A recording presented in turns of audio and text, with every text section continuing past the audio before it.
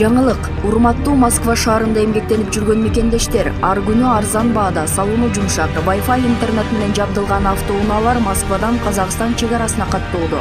Көп жылдан бери айдоочулук кызматты көрсөтүп, элдин батасын алып, жумшак мамиле менен кызмат кылган кыргыз жигиттери жолдо ар кандай жагдайларга жардам берүүгө, узун жолду кыскартып, көңүлдүү жана өз убагында алып барып келүүгө толук шарт түзүп берет. Эң башкысы бир машинанын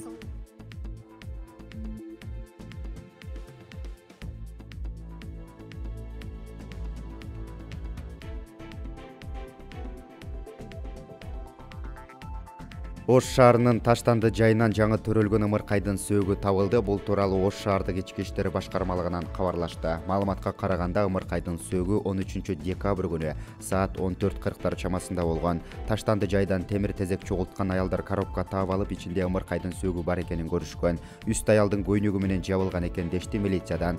Таштанды жайга оперативдүү топ ошол күнү жөнөп тегерек четин изилдеген. Учурда ымыркайдын энесин табуу үчүн тийиштүү иш-аракеттер жүргүзүлүүдө.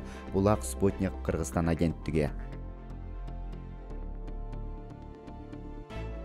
Токмокто люктун ичинен эркек кишинин сөөгү табылганын өзгөчө кырдаалдар министрлиги билдирди. Окуя Жантай көчөсүндө болгон. Куткаруучулар сөөктү 13-декабрь күнү болжол менен саат 14:46 алып чыгып, укук коргоо органдарына өткөрүп беришкен.